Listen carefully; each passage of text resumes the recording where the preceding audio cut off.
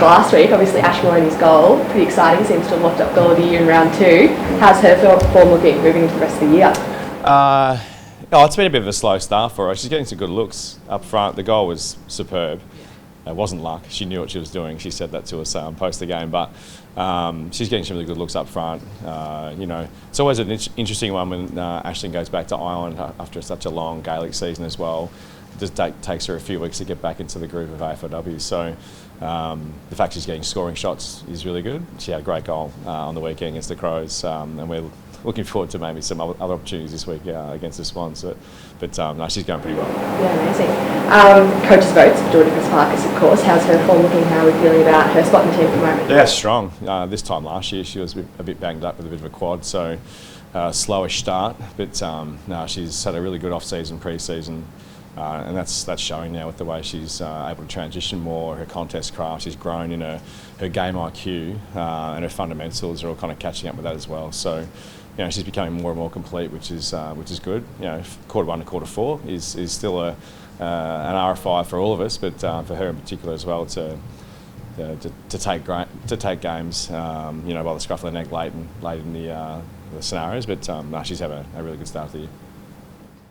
Yeah, I'm sure you've reviewed the last quarter of the loss last week extensively. What do you feel did go wrong, and what are you looking to address ahead of tomorrow's game? Yeah, there are probably a few things that went wrong, Dan. It was, our contest method around stoppage. Kind of, the Crows' really strong midfield group got a hold of us in that space, and they had repeat entries inside our D50 where our defenders had to kind of fight the fight continuously for long periods, and we couldn't get our hands on the footy enough to then regain control. And so we've worked on some things during the week around, momentum swings and how we can arrest that when the time's right. And that could be even the first 2 or 3 minutes of a game where you need to put those scenarios into play. So, we did a bit of a deep dive on a number of things that we can support the group with in those scenarios.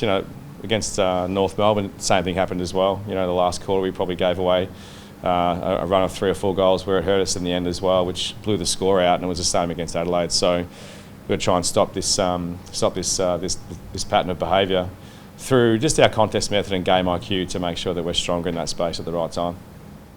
A difficult start against two of the best sides in the competition. What is the feeling like in the group, and is it feeling like this weekend is a real must-win game for you, to keep the finals hopes alive? Not so much the stress around a must-win game. I think you come into a season thinking every game's a must-win game with the anxiety of a shorter season. So just trying to manage that expectation is a really tricky one. 2 strong teams, but we played pretty good footy for the most part. I think we've won 6 out of 8 quarters, which is a really good stat to think about. But we just haven't won the game, which is the most important part. So we look at the numbers that we pride ourselves on from a measurement perspective, and we're meeting those markers pretty well. So it's just about how more efficient can we be when we get chances to score. Like we had multiple opportunities last week to put some scoreboard pressure on the Crows and just didn't do it. And they were gettable shots on goal too. So we're getting good looks. We're playing the game strong enough for good periods of the game, but can we do it for long periods and put some pressure on from a scoring perspective as well to alleviate those runs that we're probably seeing late in games. So I think what we're doing is going okay. It's just, can we do it for longer against the Swans this week is a challenge for us. Anything in particular they're doing to tackle those conversions for inside 50s? Lots of goal kicking practice and just that connection piece with our mids to forwards. Like we're getting marks inside 50. We are getting set shots on goal. We're just not kicking them. So it's just about recalibrating your mindset around you're good enough to kick the goals. I mean, Aisling's goal was all class, but we can't kick 15 of those a game. We need to make sure that we're methodical with how we move the footy to make them as easy as possible. Have you decided who's getting the difficult job on Chloe Malloy tomorrow? We've got a few little plans up our sleeve, but really I think from week to week there's always a really dangerous player that we need to be mindful of, and Malloy this week is exceptional, but it'll be just trying to starve her opportunity, I think, around our contest method, stoppage and clearance to make sure the ball's not going down there as much as what they would like to. We've got a couple of options down there that can match up and are okay, but again, it's going to be collective around our midfield, how we transition, how we're in clearance. Again, starving any team's best players is a good method. Obviously, we've had the wins against the Swans in all of our games in the past, but that margin shrinking. Is there anything about their play this year that you're focusing on in particular? Very attacking. Yeah, very attacking. I mean, obviously they've added a lot of talent over the last couple of seasons to their squad, and we're seeing that come to fruition now. Montana Ham's injury free now, and she's playing really well. Obviously, Malloy's been talked about.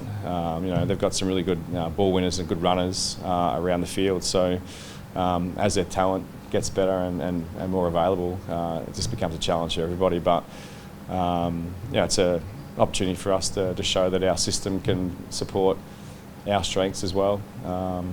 The games of the past have been pretty tight games, particularly last year against them up in Sydney. But we know our good enough's good enough. We just need to make sure that we're believing in that space and playing good enough for that. Sermon's 25th game for the club. What sort of impact has she had, not only on the field but also off it? Good combination of both, actually. 25 games. She's been around for a while now, so that experience and her energy around the group is infectious. She's great on field with her transition and pressure. She prides herself on the way she plays game day and the way she carries herself. And she's really inquisitive off the field too, with the way she's trying to build her IQ. She's looking into how do you analyse opposition to build her own knowledge of the game, and she passes her knowledge on to her teammates, and particularly the new crop of kids coming through and playing in that high forward position, which is a really tricky position to play. And you can be sometimes neither here nor there, but she's a really strong leader. She's in the room. She's got great presence. We're up to that. She's playing her 25th club game. Obviously, we've got some new talent coming through with the double debutants, Piper Dunlop and Emma Kilpatrick. They're going really well. How are we feeling with them? Good, yeah. Like Emma's come in and set the world on fire, really. She's not surprised us, but she has surprised us to a degree how quickly she's picked up the pace of the game, which has been good. I mean, she's just played football forever, so you can see that come through. She just loves playing the game, and we've got players like Sienna Tallareddy and Lexi Gregor who are in a similar vein of thought. They've played forever too, so getting them into the team is going to be important as well. And Piper's, she just loves it. She's a real student of the game. She got some good lessons last week against a strong Adelaide midfield and ruck in Allen. So they've been really positive for the group. Former AFLW coach Nathan Burke claimed yesterday that the AFL blocked trades that didn't benefit expansion clubs and help facilitate moves in some instances. Were you surprised by those comments, and did this ever happen in your experience? That's the first I've heard of it, mate, to be fair. I haven't got any background on any blocking of trades or plans around players wanting to leave and being squashed in the AFL, but it's going to happen going forward with trades in this space for us as a competition. So, I haven't got any comment on that.